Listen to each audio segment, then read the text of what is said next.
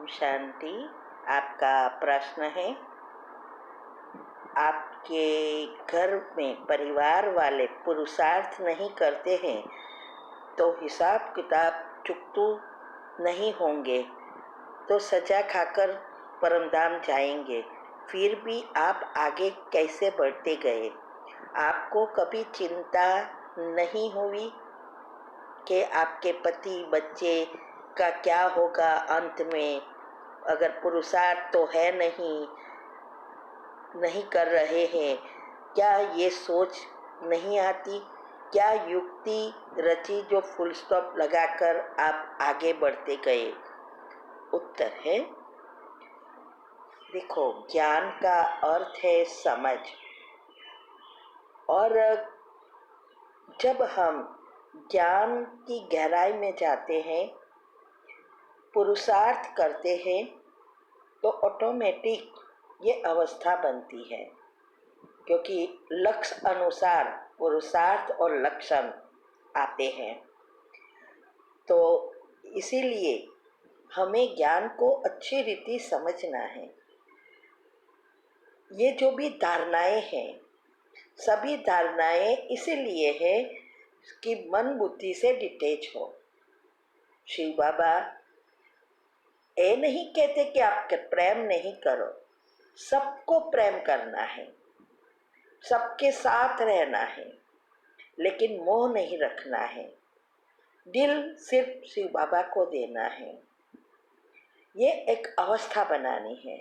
तो प्रेम तो करना ही है, लेकिन हमें अभी ज्ञान है, समझ है कि हर एक का अपना अपना पाठ है और पुरुषार्थ है। हमारा फर्ज है उसको कहना, अलर्ट करना और सकाश देना। अगर उसका पाठ होगा तो वो जरूर ज्ञान में आगे बढ़ेंगे, नहीं होगा तो वो उनका पाठ है। ये एक समझ है। अगर हम इसमें पड़े जाए और इसके बारे में अगर चिंतन करें या चिंता करते रहे, तो इसका मतलब अभी भी मोह है। तो प्रेम तो करना ही है, प्रेम से ही हम सबको जीत सकते हैं, लेकिन मोह अलग चीज है। तो चिंता करने से क्या वो आगे बढ़ेंगे? नहीं, हमें उसको ज्ञान देकर उसको बोर करना है, जिससे वो और ही ज्ञान से नफरत करे। लेकिन युक्ति से कभी चांस मिले तो कहना है, माने ना माने उनकी मर्जी है ना। इसीलिए हमें कभी भी इसके बारे में चिंता नहीं होती है, क्योंकि ज्ञान को पचाया है, ज्ञान स्वरूप बने हैं। हम जानते हैं कि 108 में आना है तो कंप्लीटली डिटैच, ना वस्तु व्यक्ति वैभव कुछ भी चीज का हमें इच्छा न हो, खिंचाव ना हो, संकल्प मात्र भी ना आए और स्वप्न भी शुद्ध होंगे, तभी हम पहले जन्म में या 108 में आ सकेंगे। इसीलिए हमें कोई भी चीज की युक्ति नहीं रचनी होती है, लेकिन जो भी मैंने पुरुषार्थ किया है उसकी वीडियो 18 वीडियो तीव्र पुरुषार्थ ग्रुप में आती है, और बहुत सारी चीजें यूट्यूब पर भी रख दी है कि कैसे हम एक बात में आगे बढ़े, कैसे बाबा ने मदद की और सब कैसे सहयोगी बने। वो बात आप खुद सुनो, समझो और प्रैक्टिकल करो। और जो हमने किया वही हम बता रहे हैं। 8 ग्रुप जो भी खोले हैं वो सब करना पड़ेगा। हमें ये सभी चीज़ों से भूलने का पुरुषार्थ नहीं है। हमारा पुरुषार्थ है अच्छा ऊपर से भरना। ऑटोमेटिक विकार और विकर्म खत्म हो जाएंगे। तो मुख्य बात ही है अवस्था। तो आप वो जो भी विधि मैंने बताई है वो फॉलो करो। आपकी भी ऐसी ही अवस्था हो जाएगी। ठीक है। ओम शांति। शांति। आपका दूसरा प्रश्न है, आपने कैसे अपने अंदर वैराग्य लाया जबकि आप अपने पति और बच्चे को इतना प्यार करते थे, मोह भी था बहुत उनके प्रति। अभी आप अपने पति और बच्चों को किस दृष्टि से देखते हो? मन में आप क्या सोचकर उनसे डिटैच हो गए? उत्तर है, देखो, ऐसी कोई वैराग्य लाने के लिए ऐसे स्पेशल सोचने की बात नहीं है, वो पुरुषार्थ पर आधारित है। मैंने ऑलरेडी एक टॉपिक रखा है कि क्या वैराग्य करना पड़ता है या हो जाता है।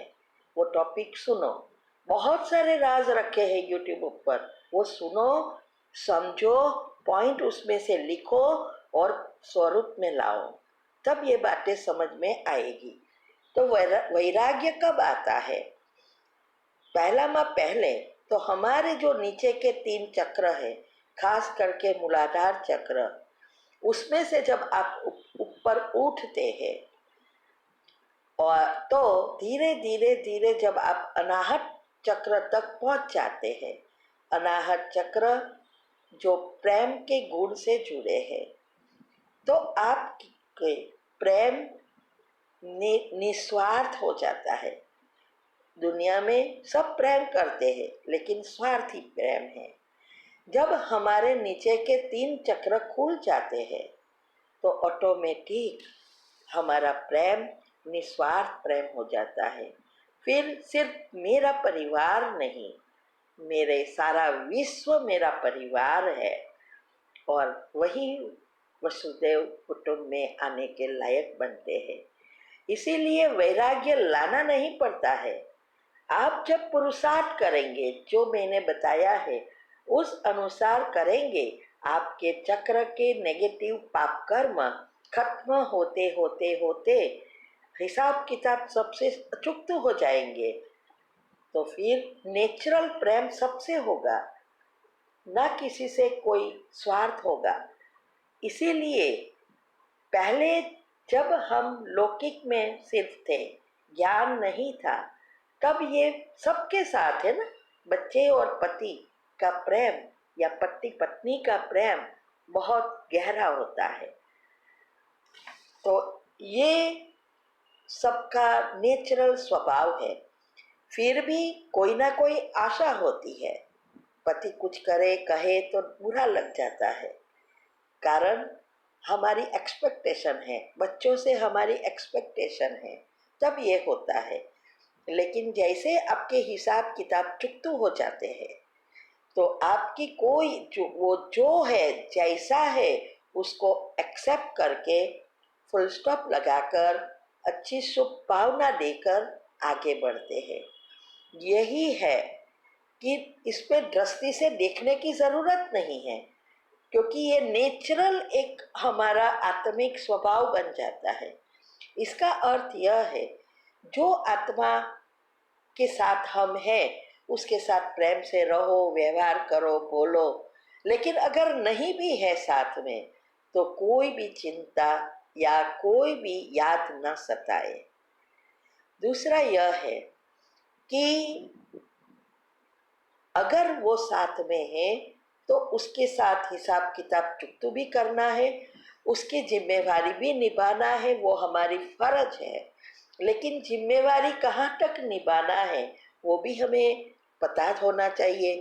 तो इसीलिए ये दृष्टि से देखने की कोई बात ही नहीं है, या कोई सोचने की बात नहीं है कि ये मेरे पति नहीं है, मेरे भाई है, मेरे पति तो बाप है, शिव बाबा। नहीं, पति तो पति ही रहेगा, लेकिन पति में आत्मिक भाव आ जाएगा तो पति की कोई भी बुराई दिखाई नहीं देगी। और जब भी ऐसा कुछ होता है तो ऐसा नहीं कि ये पति ने ये कहा, हाँ कभी कभी सबक सिखाना पड़ता है, लेकिन अंदर चिंतन ना चले, फुल स्टॉप लगाए, ये एक अवस्था हो जाती है। तो आप भी ये कर सकते हैं, बाबा के हर एक बच्चे के पास ये शक्ति है। लेकिन सभी शक्ति मर्ज है, सुसुप्त है। उसको एक्टिव करने का रास्ता एक ही है। ज्ञान में पहली अवस्था ज्ञान में पक्का बनकर योग की पहली अवस्था पक्की करो, तो योग लगाना नहीं पड़ेगा, योग नेचुरली लगेगा, तो हिसाब किताब चुकतू हो जाएगा, फुल स्टॉप तुरंत लग जाएगा, तो नए पाप कर्म नहीं बनेंगे और पुराने खत्म हो जाएंगे। ठीक है। ओम शांति।